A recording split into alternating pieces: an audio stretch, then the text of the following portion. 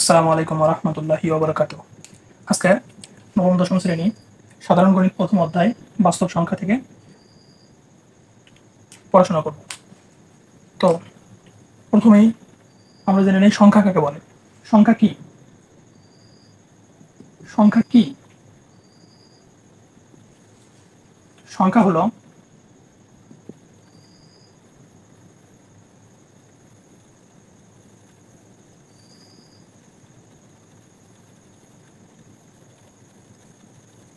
একটি গাণিতিক পদ্ধতি যা পরিমাপ, নামকরণ ও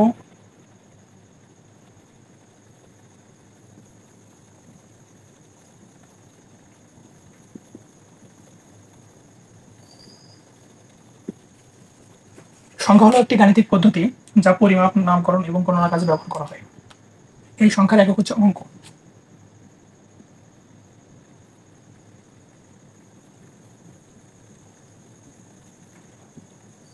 এগুলো উঠানো লাগবে না। অঙ্ক হচ্ছে 10টা।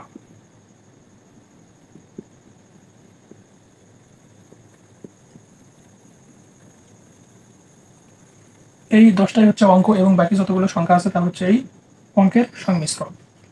অর্থাৎ তাহলে সংখ্যার ভিত্তি হচ্ছে অঙ্ক। আচ্ছা, আমরা আমাদের এখন মেইন আলোচনায় আসি। প্রথমে যদি সংখ্যা নিয়ে হিসাব করি তাহলে সংখ্যার ব্যাপারে আসে দুইটি কথা, বাস্তব সংখ্যা আরেকটি হচ্ছে জটিল সংখ্যা। জটিল সংখ্যা নিয়ে আপাতত এই ছোট ক্লাসে কোনো আলোচনা নাই। জটিল সংখ্যা এটা বড় ক্লাসের আলোচনা, আমরা এখানে বাস্তব সংখ্যা নিয়েই জানবো। তাহলে আমরা প্রথমে জানি যে বাস্তব সংখ্যা। এই বাস্তব সংখ্যাটা আসলে কি? এই যে পৃথিবীতে এক্সিস্টিং যত সংখ্যা আছে সবই বাস্তব সংখ্যা। 0, 1, 2, 3, 4 এসব ক্রমিক সংখ্যা, তারপরে -1, 2, -2, -3 অর্থাৎ ঋণাত্মক, ধনাত্মক, শূন্য, মৌলিক, যৌগিক, প্রকৃত, অপ্রকৃত, ভগ্নাংশ সবই আসলে বাস্তব সংখ্যা। আচ্ছা, তাহলে এখন আমরা বাস্তব সংখ্যার প্রকারভেদ দেখব।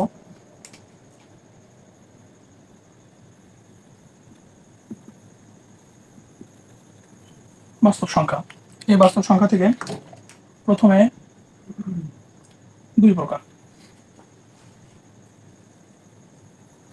একটি হচ্ছে মূলদ এবং অমূলদ। মূলদ কাকে বলে? মূলদ সংখ্যা হচ্ছে যেটা p/q আকৃতিতে প্রকাশ করা যায়, যেটা আবার পূর্ণবর্গ সংখ্যা। দশমিক সংখ্যাও হবে, অর্থাৎ আবৃত দশমিক সংখ্যা। সসীম হতে পারে, সেটা অসীম হতে পারে। যেমন যদি এরকম হয় 1.2, এটাকে p/q আকৃতিতে প্রকাশ করলে কিরকম করে করা লাগবে? 12/10। এই যে সমান সমান p/q আকৃতিতে প্রকাশ করা গেছে, তার মানে এটা মূলদ সংখ্যা। মূলদ সংখ্যা কাকে বলে? যেটা p/q এই আকৃতিতে যেটা প্রকাশ করা যাবে সেটা মূলদ সংখ্যা, আর যেটা প্রকাশ করা যাবে না সেটা অমূলদ সংখ্যা। তাহলে সসীম দশমিক কিরকম? এটা হচ্ছে সসীম দশমিক, এরপর সীমা আছে, তার মানে কোনো পুনরাবৃত্তি হয়নি। যদি এরকম থাকতো তাহলে এটা অসীম।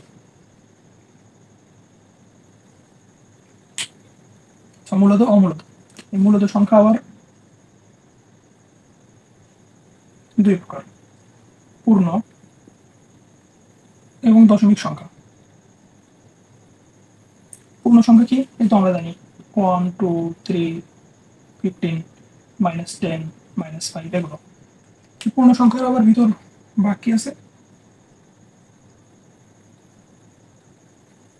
ধনাত্মক, শূন্য এবং ঋণাত্মক।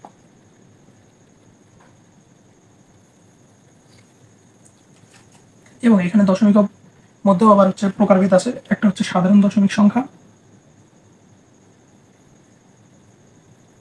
সরি এটা হচ্ছে ভগ্নাংশ।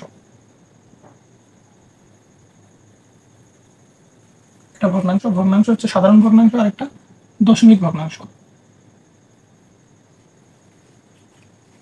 এই ধনাত্মক আবার দুই প্রকার, মৌলিক এবং যৌগিক। মৌলিক, যৌগিক।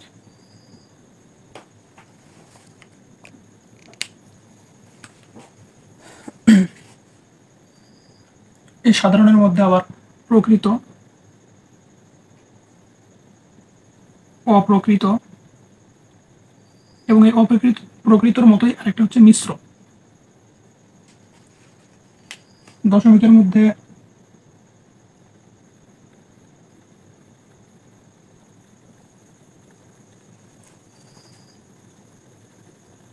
একটা হচ্ছে সসীম, আরেকটা হচ্ছে অসীম আবৃত।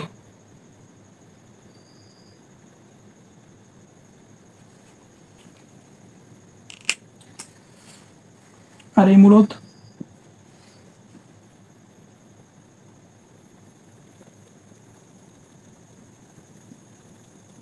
অসীম অনাবৃত।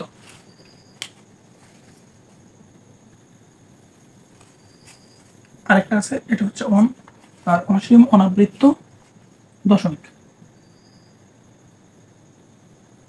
আশা করি দেখা যাচ্ছে। এই হচ্ছে সংখ্যার আসলে প্রকারভেদ। এখন এগুলো নিয়ে আমরা জানবো। মোটামুটি তো জানা হয়ে গেল। স্বাভাবিক একটা ধারণা দিয়ে আমরা অনুশীলনী ম্যাথ করার চেষ্টা করব। এটার উপর ভিত্তি করে যেটা হচ্ছে মূলদ, অমূলদ। মূলদ কি? মূলদ হচ্ছে যেগুলোকে মেইনলি হচ্ছে পি বাই কিউ এই আকৃতিতে প্রকাশ করা যায়, সেগুলো মূলদ। এগুলো সাধারণত পূর্ণবর্গ, তারপরে হচ্ছে দশমিক, দশমিক, দশমিক সংখ্যা, আবৃত দশমিক সংখ্যা, এগুলো হয়ে থাকে।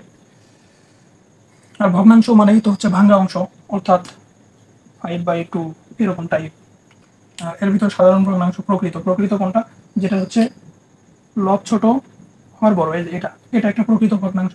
আর যেটা অপ্রকৃত, হর হর ছোট লব বড়, এই তো এটা অপ্রকৃত। এবং এটাকে মিশ্র বানানো যায়।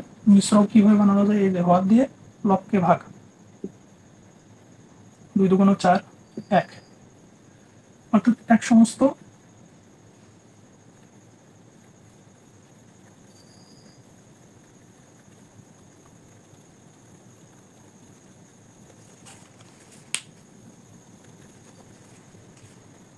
এই যে এই যে ভাগফল, এই ভাগফলটা এখানে লিখবো। এটা হচ্ছে সমস্ত, 2 সমস্ত, এই যে ভাগশেষ 1 ভাগ, এই যে হর 2 সমস্ত 1/3। এটা হচ্ছে মিশ্র।